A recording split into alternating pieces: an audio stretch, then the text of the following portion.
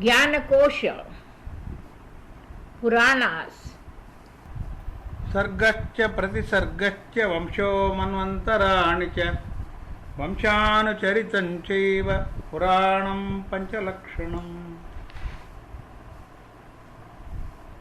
Vamana Purana, Sage Manakanak eulogies Shiva. Sage Manakanak was the Manasaputra of Kashyapa. He had 7 sons who were famously known as Marudganas. They are the one who hold all the movable and immovable objects of this world. One sage, Manakanak, injured his finger by the sharp edge of pusha grass while he was trying to pluck them for his religious rites. But he was quite surprised when he found vegetative juice oozing out from the wound instead of blood. He thought that perhaps his blood had transformed into vegetative juice by the virtue of his penance. This abnormal event made him arrogant and he started dancing in joy, as a result of which the whole world started to swear. Lord Brahma became puzzled by this sudden development. He went to Lord Shiva and requested him to stop Manakanak from dancing so that the universe became steady. Lord Shiva went to sage Manakanak and said, O supreme sage, being a hermit, you are supposed to have control over your emotions. May I know the reason of your extreme joy which makes you dance? Manakanak told him that his penance had given him great power, due to which vegetative juice was oozing out from the wound instead of blood, and this was the reason for his extreme joy and happiness. That is why I am dancing, said Manakanak. Lord Shiva was not amused and wanted to teach him a lesson. He hit the thumb with the nail of his finger, as a result of which ashes poured out from the wound. Manakanak was surprised by this. Being ashamed, he said, I know you are none other than Lord Shiva, because nobody else can perform this amazing feat. I am your great devotee. You are the one on whom deities like Brahma and Vishnu are dependent. I need your blessing so that the virtues of my penance remain intact. Lord Shiva blessed him and promised to dwell in his hermitage forever. Some sacred places of pilgrimage. Aushahana's Tirtha. Describing about the greatness of Aushahana's, the most sacred place of pilgrimage, Lomaharshana narrated the following tale. During Treta Yuga, Lord Rama had killed many demons while he was in exile. Once, while he was living in Dandak forest, he had cut the head of a wicked demon with his Kushra arrow. The head which was cut of the demon was carried by the arrow for quite a distance, and coincidentally it got stuck on the thigh of sage Rahodar.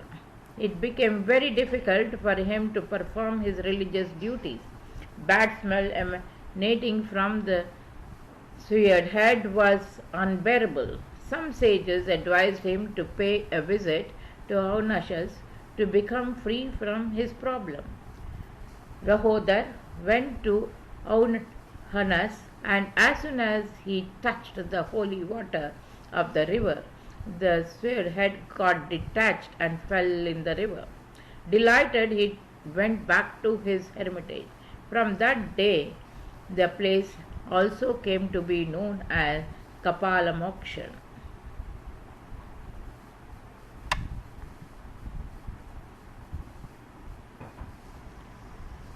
Vashishta Parva Tirtha. The sages asked Lomaharshana about the origin of Vasishta Pava Tirtha and about the reason why sage Vasishta was carried along by the powerful current of Saraswati river. Lomaharshana said there was great rivalry between sage Vasishta and sage Vishwamitra. In course of time, it turned into a bitter enmity. Vasistha had his hermitage at a place called Sthanu Tirtha, and Vishwamitra's hermitage was situated just towards the west of it. Vishwamitra was jealous of Vasistha's accomplishments. Once Vishwamitra asked River Saraswati to bring Vasistha to his hermitage with the help of powerful current so that he could kill him. River Saraswati became sad and refused to obey him, which made Vishwamitra angry. He again repeated his command. Seeing no other option, she went to Vasistha's hermitage and narrated the whole story to him. Vasistha agreed to be carried away by her current. When Vishwamitra saw Vasistha, he furiously started looking for some weapon to kill him. Saraswati became scared and carried Vasistha to safety, as she did not want to acquire the sin of collaborating in the killing of a Brahmin. Vishwamitra angrily cursed her. May your water be mixed with blood, and may the demons thrive on your banks. This way Saraswati flowed with her water mixed with blood for 1 year. All the sages, deities, Gandharvas and Apsaras were worried at this happening. But this was not the case with the demons, who lived happily at the bank of river Saraswati, thriving on the blood mixed in her water. They used to live happily, dancing and rejoicing, as if they had won the heaven from the deities. One day some sages arrived at the bank of river Saraswati and became distressed after seeing her water mixed with blood. They asked her about the reason. She revealed the whole story and the misdeeds of Vishwamitra. The sages then requested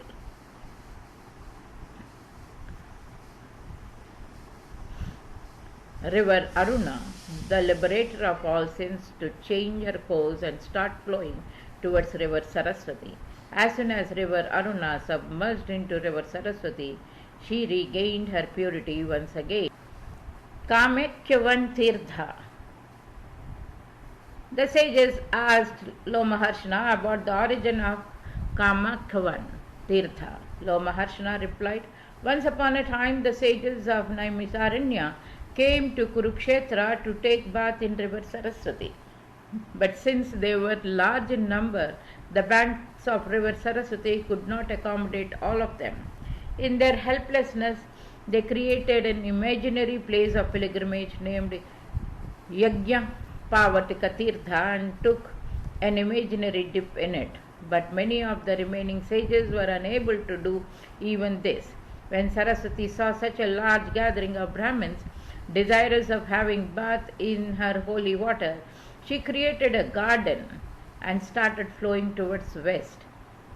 This very garden later on developed into a dense forest and became famous as Kamakyavan. Sthanutirtha. The sages then asked Lomaharshana about the origin of Sthanutirtha and the importance of Sthanu Vata. They also expressed their desire to know about the reservoir named Sanhitya and how Indra had filled it up with mud. Sage Lomaharshana replied, once Sanat Kumara, upon being asked by Balakilya and other sages the same question, narrated the following table. During the period of final annihilation, when the whole earth was submerged in water, Lord Brahma manifested inside an egg. He slept there for thousands of yugas. When he woke up from his deep sleep, he found the world devoid of any inhabitants. Being under the influence of Rajoguna, he planned to commence his creation. At the same time, Lord Vishnu awakened from his sleep and brought that egg after seeing that the whole world had merged inside him. Subsequently, Lord Brahma began his creation starting from the word Omkar. After that, the terms Buhur, Bhuva and Swaha respectively came into existence. The brilliant effulgence radiating from the egg had dried up the water, as a result of which the remaining water had turned into the shape of an embryo. The reservoir, Sanhitya, is situated at the same place where the egg had manifested itself. Meru mountain is nothing but the outer shell of that egg, and all the other mountains are its membrane. The oceans and the rivers are the fluid inside that egg. There is a great reservoir near the navel area of Lord Brahma. A big banyan tree is situated just in the middle of that reservoir.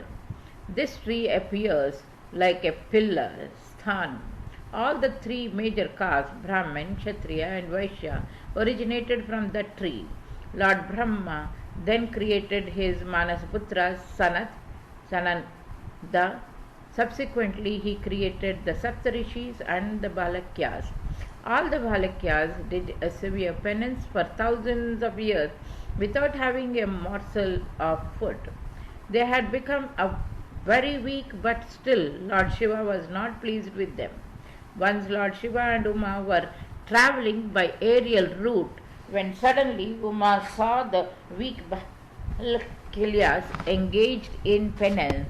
She was saddened to see their frail bodies and requested Lord Shiva to end their miseries. Lord Shiva told her that the Balakyas had not attained a bit of virtuousness in spite of their severe penance. They have still not become free from anger and desire, said Lord Shiva. But Uma was reluctant to believe his words. Lord Shiva then asked her to wait there and himself went to show their real worth to her to prove his point. Lord Shiva then shed his apparels and became naked. As a mendicant, he visited the hermitages of all the Balakyas. At that time, the Balakyas were engaged in penance, and hence only women folk were present at the hermitage. The women folk, infatuated by Lord Shiva, started running after him. When the Balakyas came to know about this, they uprooted his private organ and threw it on the ground. Hardly had the linga fallen on the ground, the whole world got engulfed by the process of destruction. All the sages and learned saints became worried and went to seek Lord Brahma's help. Lord Brahma revealed to them that this destruction was due to Shiva's wrath. He also told them about the futility of their penance as they were still under the influence of anger and lust. You cannot attain perfection until your flaws are removed, said Lord Brahma. Sages take Lord Shiva's refuse. Ashamed, the sages requested Lord Brahma to tell them the way to pacify Lord Shiva. Lord Brahma assured them that they would be forgiven if they took Lord Shiva's refuse. Lord Brahma went to Kailash Parvat accompanied by all the sages. After reaching there, he realized Lord Shiva with deep devotion. The sages also worshipped Lord Shiva. Lord Shiva was satisfied by their eulogy and devotion. He instructed the sages to establish the severe linga at Sanhitya Sarovar. By doing this, you would have all your desires fulfilled.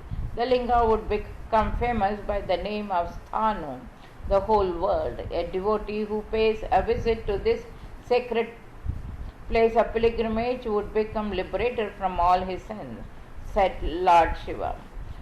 The sages returned to the place of Lord Shiva's fallen linga. They tried their best to lift it but were unsuccessful in their attempt. They became worried and went to Lord Brahma for help. Lord Brahma told them, since Shiva's linga had fallen on his own will, hence nobody except him can lift that linga. All of them went back to Kailasha Parvat, but Lord Shiva was nowhere to be found.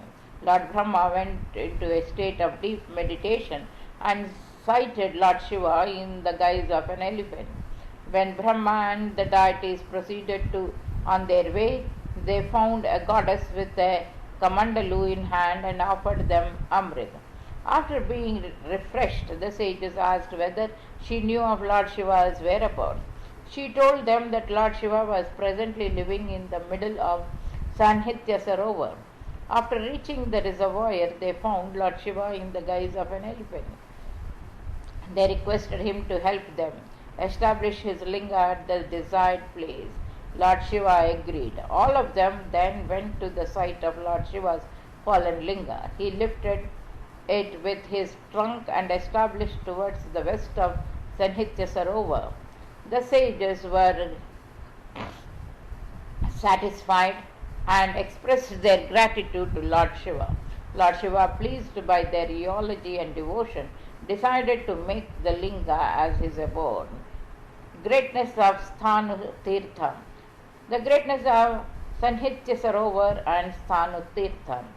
Sanat Kumar says, describing the greatness of Sanhitya Sarovar, Lord Shiva told the sages that a devotee cannot attain salvation unless he pays a visit to his sacred place of pilgrimage. There is no other tirtha like this one. I would be easily accessible to a devotee who worships me with total devotion. After saying this, Lord Shiva disappeared. In course of time, the heaven became crowded with human beings due to virtues attained by going on pilgrimages to Sthanu Tirtha. The deities became worried at this development and went to seek Lord Brahma's help. Indra said, if things continue like this, then the heaven will be dominated by mortals and we will have no option but to move out from there. Now it's your duty to protect us. Lord Brahma ordered Indra to fill up Sanhitya Sarovar with mud so that the Sthanulinga gets concealed and devotees no longer visited that sacred place of pilgrimage. Sanhitya Sarovar was filled up with mud as Indra created a dust storm which lasted for several days. But still Indra's object remained unfulfilled.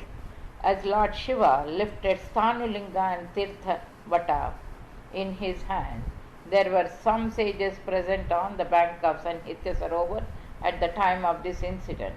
They smeared their bodies with that mud, and due to this, all of them went to Brahma Loka. Other prominent lingas. Sanat Kumar says the sacred places of pilgrimage named Shukra Tirtha and Soma Tirtha are situated towards north and south of Sthanu Vata respectively. Daksha Tirtha is situated towards its south and Skanda Tirtha towards its west. The sacrament Sthanu Tirtha is situated just in between all these four places of pilgrimages. Near Sthanu Tirtha is a Shivalinga and goddess Uma dwells there. There is a Mahalinga established by Takshak towards the north of Sthanu Vata, while the Shivalinga constructed by Vishwakarma is established towards the east. By the side of that banyan tree, Vatatirtha is situated. Bateshwar Linga, which was established by Lord Brahma. Some other prominent lingas established in the vicinity of Sthanu Linga are Gokarna Mahalinga established by Ravana, Kumareshwar, Hasti Padeshwar Shiva, Siddhashwar Linga, Hibavateshwar Linga. King Vena, birth of Prithu. Sage Markandeya then goes on to describe about the splendors of Sthanu Tirtha. Surya was Manu's father. Vena was Manu's grandson. He was wicked and always criticized the Vedas.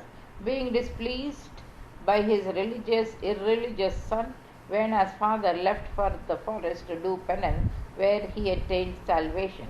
In course of time, Vena's tyranny spread across the length and breadth of the earth.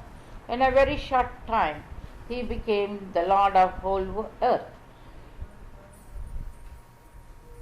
He had strictly warned his subjects against worshipping any other deity except him. Sages became furious by his irreligious structure and tried to change his mind, but their efforts went in vain. Ultimately, Vena was killed by the angry sages. After his death, the sages churned his left hand, which resulted in the manifestation of a dwarf. The sages considered him to be unfit to become a ruler and turned Vana's right hand for the second time. This time, a divine entity manifested who had all the auspicious signs on his body. The deities crowned this divine entity as the king and named him Prithu. Prithu proved to be a just king and his subjects were satisfied by his rule. One day sage Narada arrived at Prithu's court. Wanting to grab the opportunity, he asked Narada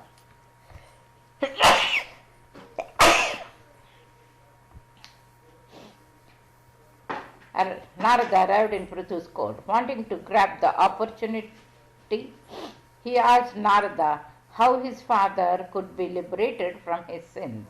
Narada told him that his father was presently living among the Malechas and was suffering from diseases like consumption of leprosy. He would be cured by his disease if he is taken to Sthanutirtha and made to take a dip in the holy Sanhitya Sarovar, said Narada. He went to the site and found his father living among the Malechas. After taking the Malechas' permission, he brought his father to Sthanutirtha.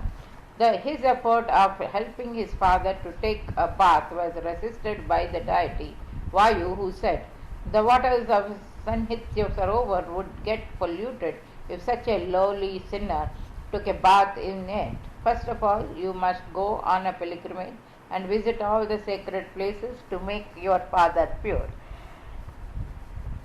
Only then he will be entitled to take bath here." Prithu, accompanied by his father, went on a pilgrimage and visited all the sacred places. When both of them returned to Sthanutirtha, his father had become pure by this time.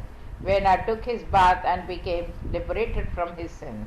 He worshipped Lord Sthanu and eulogized him with total devotion. Vana attains heaven.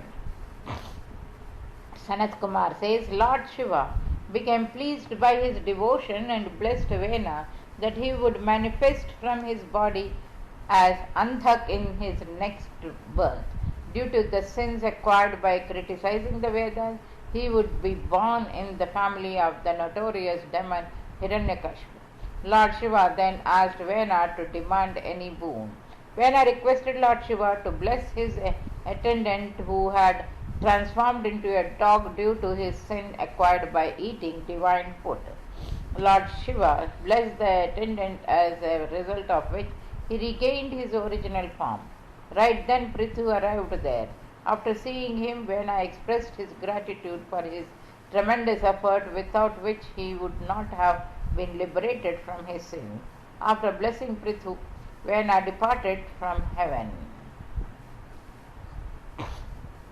In his father's absence, Prithu continued to rule justly.